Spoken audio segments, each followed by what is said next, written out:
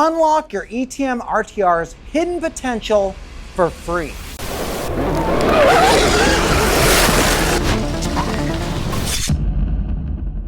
These 5 things are totally free and they will help you transform your experience with your ETM RTR. There is a huge difference between a dialed bike and a non-dialed bike, and we're gonna go into exactly what that is and how to set up your bike like a pro. Setting your bike up like a pro starts with the essentials, and that's what we're gonna break into first. And then later in the video, we are gonna get into the more advanced techniques. So let's get started with chain tension. First things first, we need a 14 and a 17 millimeter socket and a 12 millimeter open-ended wrench. So go ahead and grab that from your toolbox. Then let's talk about how much slack to put into an ETM RTR. The official range is 1 to 10 millimeters. I recommend as close to 1 millimeter as possible because the motor is fixed on the swing arm, and that means the slack doesn't change as the suspension actuates. So we want basically no slack because that's gonna run as smooth and as quiet as possible. Let's get into that adjustment right now. First things first, we're gonna loosen the axle. We're gonna get our 17 and our 19. We're gonna loosen it up.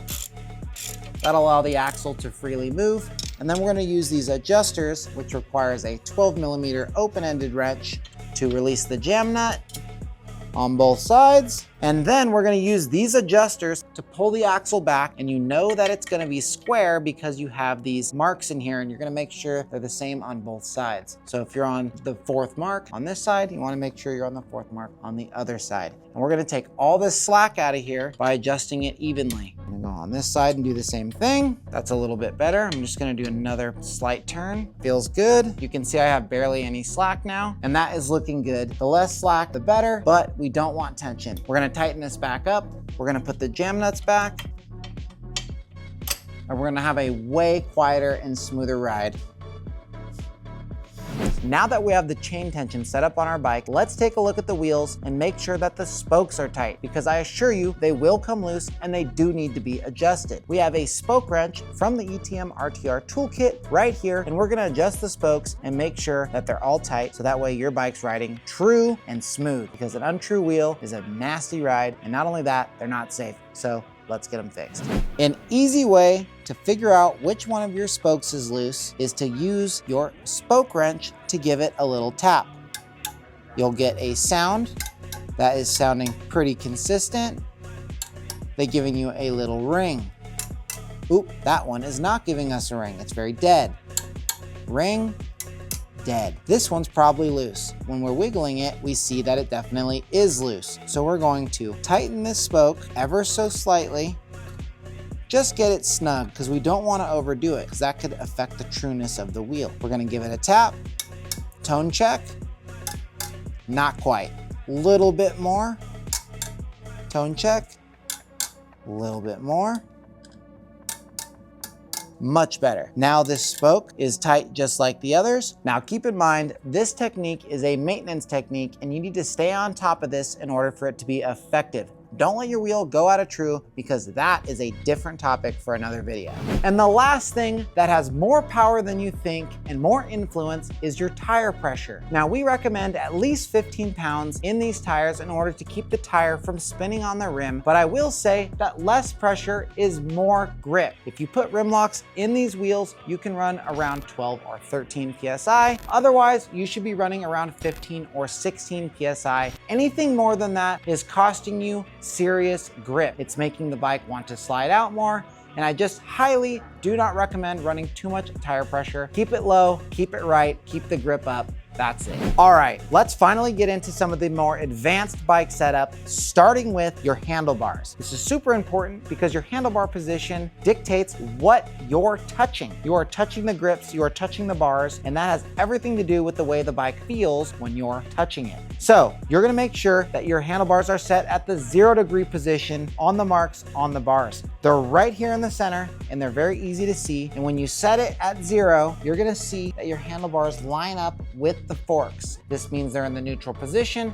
and that's the way they're designed to be. If they're too far forward, you're gonna feel like you're driving a wheelbarrow. If they're too far back, you're gonna feel like you're driving a rototiller. That's not good. We wanna be riding a dirt bike. So put them in the neutral position, set it up right, the way that they were engineered and meant to be, and I guarantee you're gonna feel a positive difference there. Second thing is, you need to pay attention to your brake positioning. Brakes need to be inbound of the end of the bar. That means you need to create some space here. You don't want your brake to get hit when the bike falls down, and that means they need to be in, that way there's some space. Very simple thing to understand, and it'll save your bar end. Second thing is they actually need to be angled downwards. You should be in the attack position with your elbows up, and that means that your wrists are gonna be in this slanted position, and in order to be comfortable and have actuation with the throttle, we need these levers down in a place where our fingers can reach them comfortably, not like this, flat and parallel, where basically we'd have our wrist bent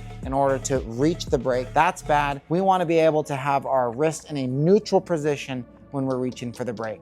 And this is a huge adjustment that'll give you way less arm pump, more comfortability riding, and you will feel a lot more confident when that brake is right where your finger is in the natural riding position. This is huge, so don't sleep on it. And the very last thing that you're gonna wanna make sure that is set correctly on your ETM RTR to make sure that it's riding optimally and better than ever before is the preload on your rear shock. This is something that's often overlooked, and it is completely dependent on rider weight and preference, but mostly rider weight. I will show you exactly how to do that right now. It's an easy thing to do, and it makes a big difference. Preload. That is the tension that is held on the spring at rest. There is a collar on the top of the shock that we can adjust down to make the spring more compressed, and that makes it have more tension on it, and that holds the bike up. We call that hold up. So the suspension has more hold up. It's gonna keep you higher in the stroke, and that's gonna make the bike sit higher with your weight on it. Now, if it sags too much, this is actually pretty good, but if it sags too much when you sit on it and you put your weight on it, then we need to adjust the preload and put some more tension on the spring so it doesn't sag so much. And that's what we're gonna do right now, and I'll show you the difference between this and a more tensioned spring. There is a tool called a spanner wrench that you can use to adjust this, but generally in my experience with these pit bike shocks, you can kind of just get in here and twist the whole thing, twist the spring and the collar, and it'll all kind of just come down because there's not a ton of tension on them anyway. So we're gonna just tighten this up like this. Do quite a few turns if you want to get an appreciable difference. And then we try it again and see how much the preload has changed. Think that's good? Let's give it a try.